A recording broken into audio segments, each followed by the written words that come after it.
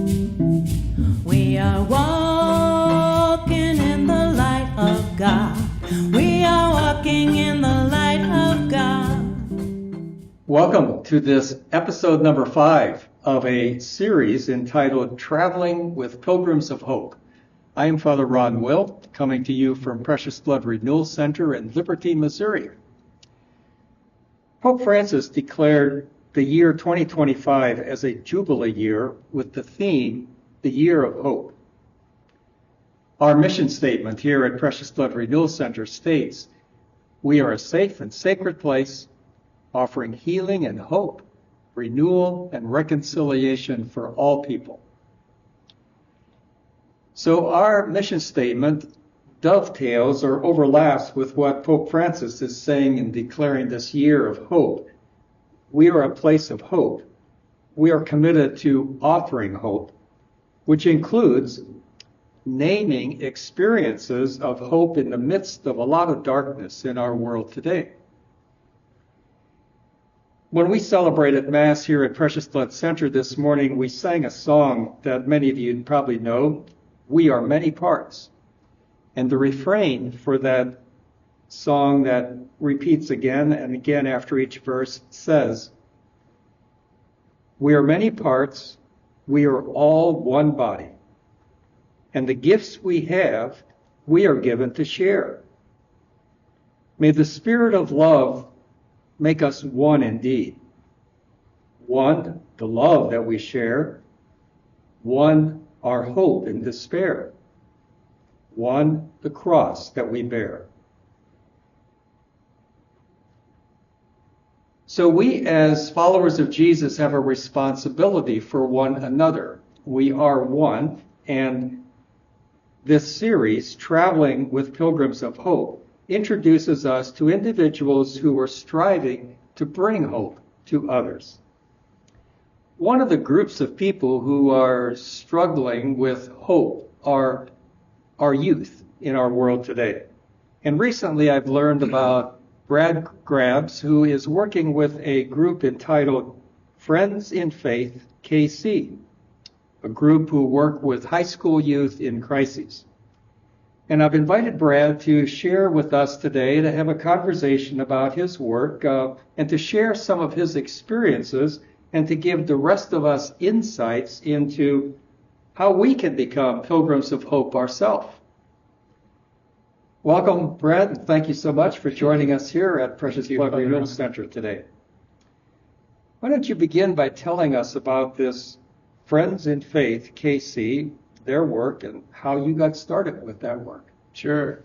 Yeah, thank you. It's great to be here with you, and especially great to be talking about the theme of hope. It's so important in our world today, so I appreciate the opportunity to be with you today. So Friends in Faith KC is an organization, not-for-profit organization that I founded a year ago. I've been working with kids in the urban core of Kansas City, Kansas for almost 24 years. And most of that was with an organization called the Learning Club that I founded. But I founded a new organization called Friends in Faith KC a year ago. And a lot of that is because I saw a lack of spiritual support for young people. Learning Club was more about academic support and formation to make kids kind of successful in the world. But what I saw over my time of working with youth is that even when we prepared them academically and gave them skills, a lot of students were not really meeting their potential. They weren't thriving. And I concluded through lots of examples that a lot of that was because they didn't have strong spiritual formation and good just personal and social support and encouragement. And so Friends in Faith KC is an organization that matches teenagers in the urban core with trained adult volunteers who have lunch with them twice a month. And we have a set kind of curriculum for them to follow in order to mostly just give the kids, the young people, encouragement and support and some practical help as well. So when you say urban core, what neighborhood are we talking about in Kansas City? Yeah, so in Kansas City, Kansas. So right now, during our first year, we just worked with kids at Bishop Ward High School near downtown KCK. In this second year of operation, we're going to expand that and offer it in the evenings to more students in KCK that can come from any high school in the urban core. Okay. And how do you find or name these high school kids? Yeah, so that's a great question. So at Bishop Ward, it was interesting because I did a presentation to the students and told them that we were going to offer this opportunity for them to meet twice a month with an adult volunteer to just give them encouragement and support. And I really wasn't sure how many students would be interested because I wanted it to be kind of their initiative, right? But I told them, look, this is somebody who's going to just give you an encouragement. They're going to listen to you in a non-judgmental way. They're not here to give you advice necessarily, but they're just here to accompany you and to be an adult friend. And there were a lot of interest across all grade levels, freshman through senior. I was really surprised. And so at Bishop Ward, all the kids that have come to us, or almost all, came because they initiated their involvement. A few were referred by teachers that they thought could especially use this type of guidance, but still it is up to the student whether they participate or not, but they were invited through the teacher. And this new group of students that we're going to recruit is going to be mostly from kids that I know from around the urban core, from my work with Learning Club, and just kids that I think can use extra support because of broken families or other hardships in their lives. They really need some extra help and support. When you say that the majority came to you on their own initiative after learning about it, it says something to me about there's a real hunger or a longing, right? They weren't sent to you or sent to this program by the courts or something like that. But they have this inner desire for looking for something. Yes. And you named there's some kind of a spiritual foundation that they're aware of, that there must be hungering for. Yeah, I really believe that, and I see that in young people. And it's not that they want necessarily religion as such, organized religion. I mean, some students are into that, and that's great, and they participate in organized religion. But a lot of them do recognize in themselves that there's something bigger. They have bigger questions about the bigger aspects of life. And a lot of times they don't have anybody that they really know and trust to share those questions, those concerns, those desires with. And so that's a part of this for sure as well.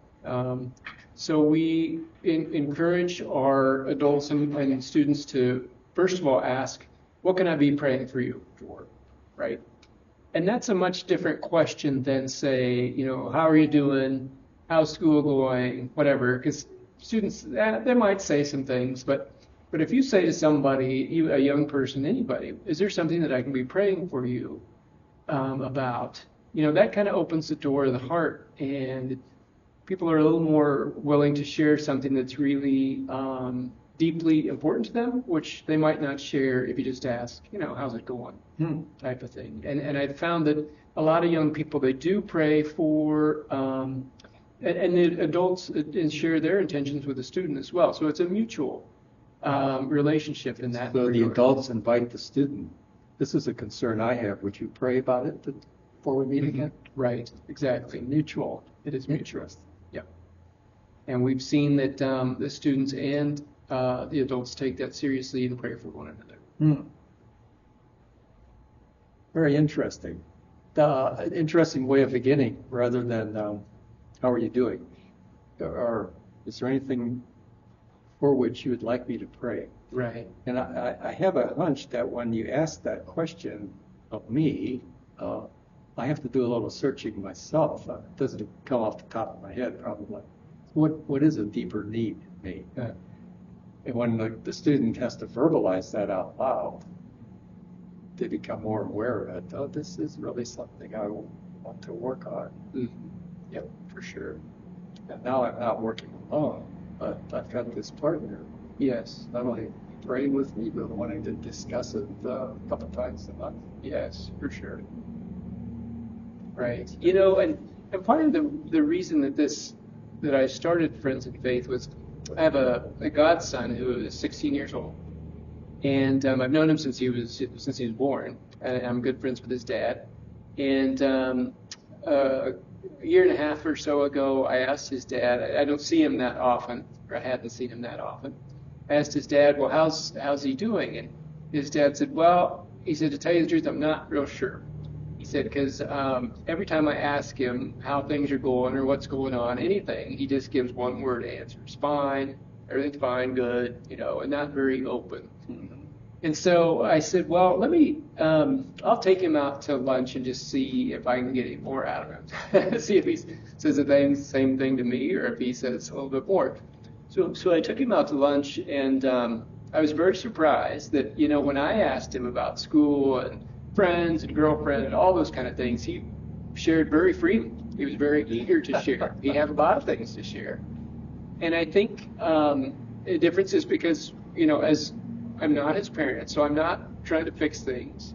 I'm not necessarily judging. I'm not, as invested in, the nitty-gritty of these things. And so he shared openly with me because I just listened and affirmed some things and just let him be heard. And so I started. I've got another godson, and I tried it with him.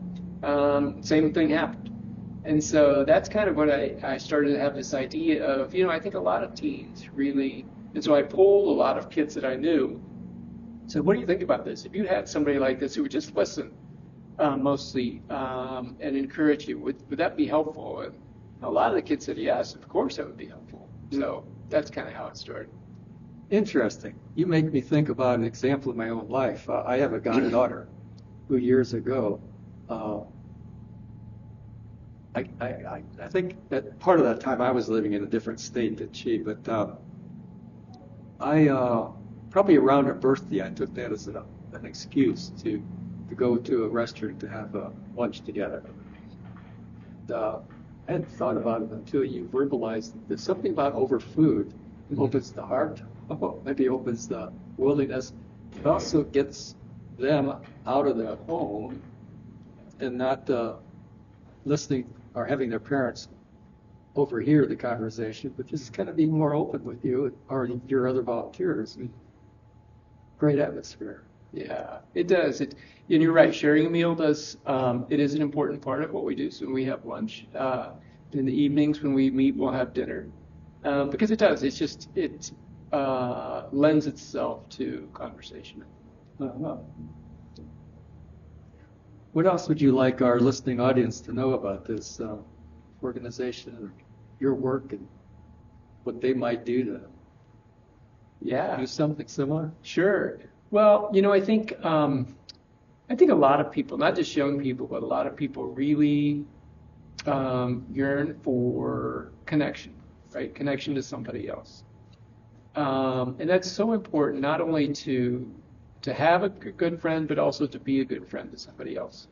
And so the training that we do with our adult volunteers, we call them adult friends, is mostly about how to be a good listener, how to be empathetic, how to not try to fix everything. Because, it's tempting, especially for a young person who is struggling with something, it's tempting to say, oh gosh, if I were you, this is what I would do. Or I had a son or a granddaughter that had this, and this is what they did. But most of us want to be heard. We don't want people to fix our problems. We want to kind of fix it ourselves. We want to be able to be supported enough that we can feel empowered to address things ourselves in our lives. And so I think one thing that my involvement in Friends in Faith has done it's made me much more aware with my own kids, with my wife, although it's still got a long ways to go, of just being a listener, supportive, and a lot of times that's enough. Two of the books that we use when we train people to be adult friends is this book, The Gift of Empathy, helping others feel valued, cared for, and understood. This is actually a book that's put out by Stephen Ministries. I recognized one of the authors. Do you? Okay, yeah. So we had some people who are involved in Stephen Ministries in Kansas City came and do a presentation and workshop for our volunteers, and using a lot of the things in this book. It's only been out a year and a half, but it's a great book that really helps us understand, the need just to listen and to accompany, walk with somebody, and just how valuable that is. You don't have to fix it, and you may not even understand what the other person is going through because you have no experience with that or understanding, but just walking with them and listening and encouraging, supporting could be very healing and very helpful to people. The other one that we use is called How to Listen So Your Kids Will Talk, Deepen Your Connection and Strengthen Their Confidence by Becky Harley. And it again it's actually a faith-based book. I didn't know that when I ordered it, but it is a faith-based book, and it talks about. She gives lots of examples. She and her husband of how they had better communication with their own children.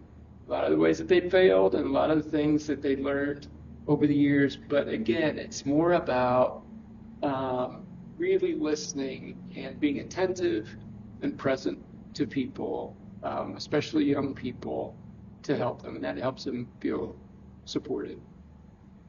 There's a couple things that strike me. One is getting them out of the classroom and just one-on-one. Yeah.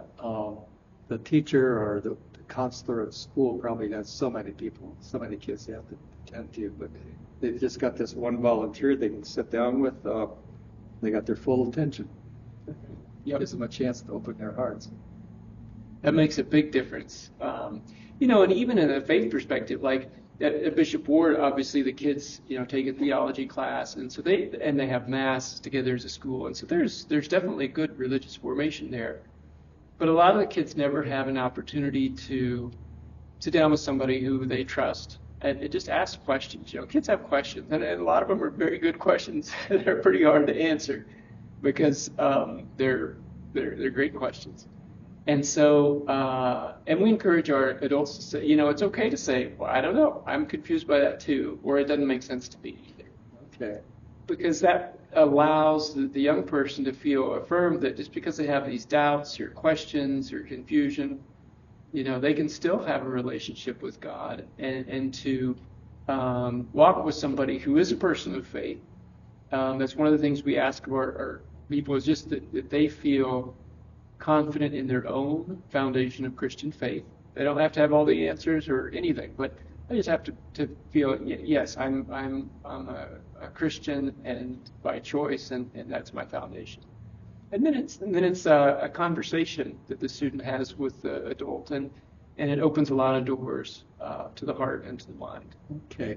Tell us more about your volunteers. Where do they come from? What their backgrounds? How you find them? Yeah, we've got a great variety of volunteers. They come from really all over the metro area. We've got some people that are retired. Some people are working professionals that come over their lunch hour. But some people from Donnelly College is right across the street, so we have some of their faculty and staff that participate as well. So a good variety, good age, and different kinds of backgrounds. So that's really good. And we've also recruited from some Catholic parishes, but really from any Christian denomination, we'd be happy to have people. Do you advertise, or how did these volunteers even find out that you're doing this kind of work that they might volunteer? Yeah. So a lot of the people that we've gotten have been, because we started with kind of a small group, a lot of people that I knew that I thought would be really good at this. And then they would invite somebody else that they knew that they thought would be really good at it. And it kind of multiplied from that. So that's a big part of it. I think as we grow, that will probably still be our best source of new volunteers. But I think also we could, recruit from churches or faith communities, or I know that in Kansas City there are some young adult groups that meet in the evenings that we could also approach as well. Now, some of these teenagers get inspired and get hopeful about their future. I'm sure there's other teenagers that don't, what's the word, don't pick up what you're trying to Respond share. to. Yeah. Tell us something about the hope that you see in some of these teenagers, and then how do you deal with the lack of hope? They don't respond. Yeah. Yeah, that's true. The vast majority of our students really enjoy Friends of Faith. In fact, one of the things that they said that they would change is that we would meet more often, every week. Oh. Which I don't know is possible with all the volunteers, so I'm not sure that's going to happen. But there have been 2 students this past year who stopped. They said they didn't want to participate any longer, and I'm not sure exactly why. And they're both kids that I think probably could really use this type of interaction and guidance, but they declined. And so, that's their choice. Some kids aren't really ready to be accompanied in this way. And I think actually for some kids, it's even a little bit intimidating for someone to really listen to them, because maybe they've never really been listened to. And so it's kind of, it can be a little bit, you can get kind of shy because you haven't had that type of attention before. But I think that even the kids the 2 kids that dropped out, for example, we've planted a seed there that they know that there's somebody there to listen to them and to be present to them if they need that, or if they want that in the future. I think you told me you have 25? 39. 39 Yeah, students and 39 volunteers right now, but you're hoping to expand that. Yeah. So if there's anybody in our listening audience in the metro area, there's an open invitation to you to maybe step forward to become a volunteer. Yeah, for sure. How would they find you or get in touch with you? Yeah, our website is probably the best place. It tells about what we do and our schedule and everything. And that's friendsinfaithkc.org. That's probably the primary way. And I'm always happy if people want to reach out to me. I'm easily found, I think, online. Reach out to me by phone or text or whatever. But yeah, always happy to visit with people. Okay. And there's listeners in far beyond our metro area, maybe in other states. Do you have any advice or suggestions for them in their local community of how to be a source of hope to teenagers in their community? Yeah, sure. Kind of like I was saying before, if you have a child or a grandchild or a niece or nephew or a godchild or a neighbor, and they don't necessarily even have to be teenagers, but a lot of times even young parents who have young kids who are stressed out. It's a stress. I've been there, and it's stressful, to be a good friend to somebody. And that can be, again, just a simple taking them out to lunch or breakfast or dinner and just saying, how are you? Or is there something that I can be praying for you? And whatever that is, and just to be that listening, supportive presence.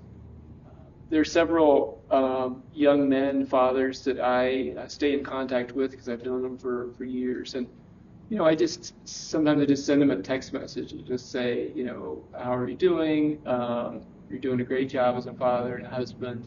Just some kind of encouragement can really go a long ways. And so, that's something that any of us can do. Sometimes we're reluctant to do that. We think, well, that seems strange, or maybe they wouldn't take it the right way. But in my experience, people really appreciate that, and it really makes an important impact on their lives. One of the things I heard you say is notice positive things other parents are doing and to say it to them. Yes. You're a good father. Yes. Or similar things to give us some affirmation, because a lot of us don't think we're doing a very good job. Yeah. So they hear an outsider say, I observed you do such and such. Good job. Yeah. It makes really them want to repeat it. Yeah, it's so important. as I mentioned, I've been working with young people for a lot of years, and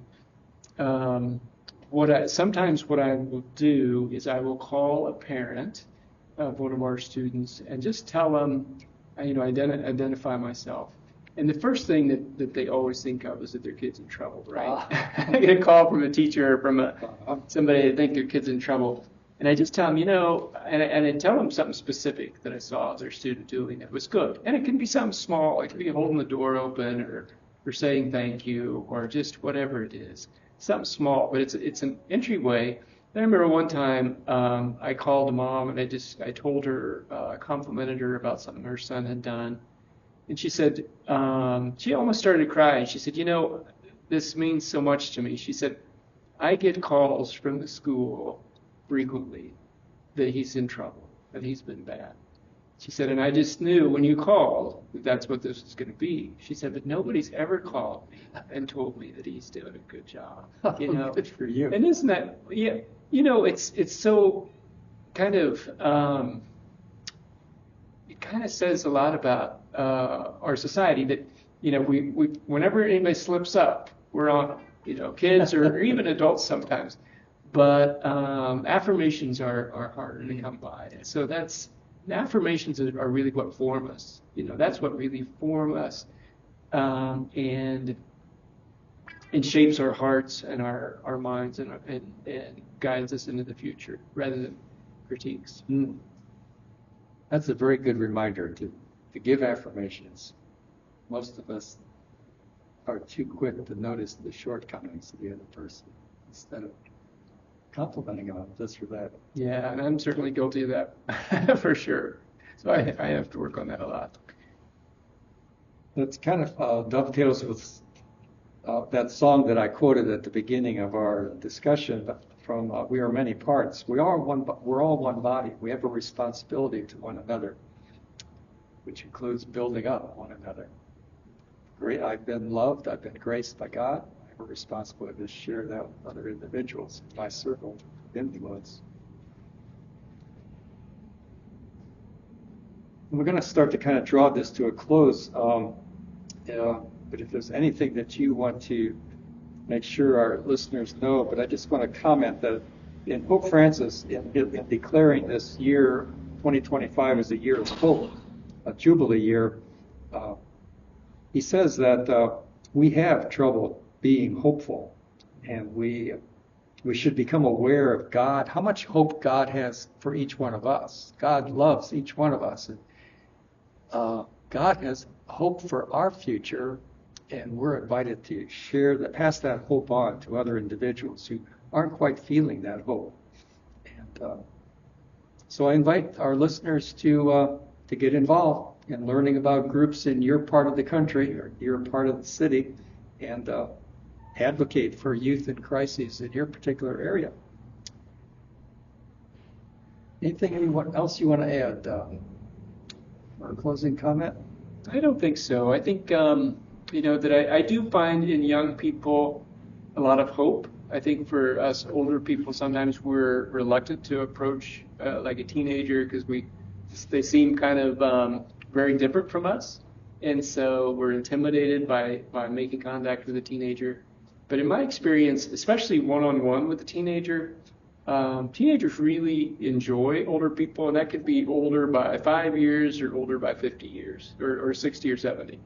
In my experience, they enjoy that very much. And so I would encourage people not to let your own fears block you from reaching out to somebody who might, really appreciate your presence or your support or your encouragement. Thank you so much for being an instrument of hope in all these teenagers' life. I pray that your program, your ministry, it's a ministry really, will increase and grow. Yeah, thanks for taking time today to share with us what you're doing. And I invite our listeners to join me again next month when I visit with another Pilgrim of Hope. Meantime, may God bless you. Thank you. Thank you, Brother. We are walking, we are walking, we